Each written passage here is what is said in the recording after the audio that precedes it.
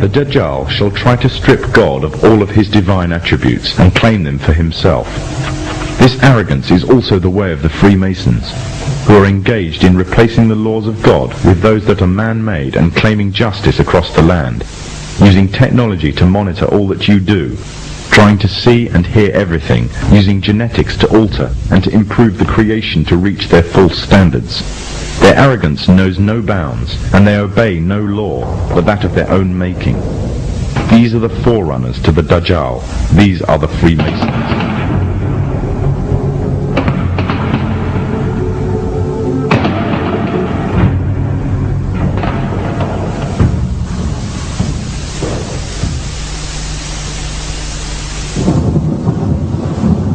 Prophet Muhammad said that a time would come when the whole world would gather around to plan the destruction of the Muslims, as if they were gathered around a table to take part in a meal. Today the nations of the world are doing just that, around the circular tables of the United Nations General Assembly Hall. He also said that the time of the Dajjal will be years of confusion. People will believe a liar and disbelieve one who is trustworthy, and those who rebel against God will have a say in general affairs. Today, during the time preceding the Dajjal, there is also a time of confusion. The systems set up by the forerunners to the Dajjal have ensnared many Muslims away from truth, using lures such as wealth and materialism and fulfillment of earthly desires. A miserable trade indeed. These times of tribulation are like a giant sieve, sorting out the true believers from the apostates and hypocrites.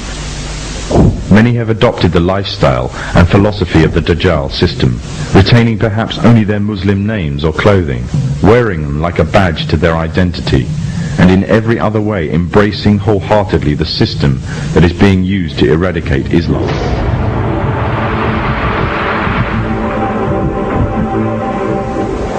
Embracing the same system that stood back and did nothing when pregnant Muslim women had their bellies ripped open by Serbs, killing them and the contents of their wombs. The same system that stands still whilst women and small girls are being raped in Kashmir. A system that stood still whilst mothers saw their children dragged away by soldiers during the night, never to return, simply because they spoke out against being refugees in their own homeland. And the same system that said nothing to the tyrant, that gassed women and children simply because he danced the Masonic tune. For those who choose this system, claim to love Allah and His Messenger, but hate what He has brought, leave the guidance that is Islam, and they adhere to the evil system of the Dajjal, living their lives in accordance with its rules, and seeking from it worldly rewards, disregarding the truth that is the laws of Allah. They are those who invite upon themselves the wrath of Allah. They came down to the side of the road by the thousands. And they had Kuwaiti flags, and some had American flags. The forerunners to the Dajjal have set up this system to destroy Islam, either directly, through military and economic coercion, or indirectly, using ideological warfare. They have divided and conquered, instilling diseases such as nationalism and racism into the heart of the Ummah.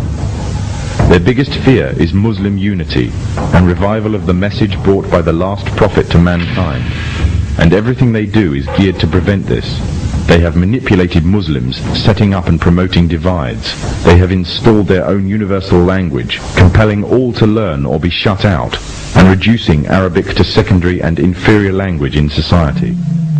And what they have used most to keep the Muslims at bay is oil.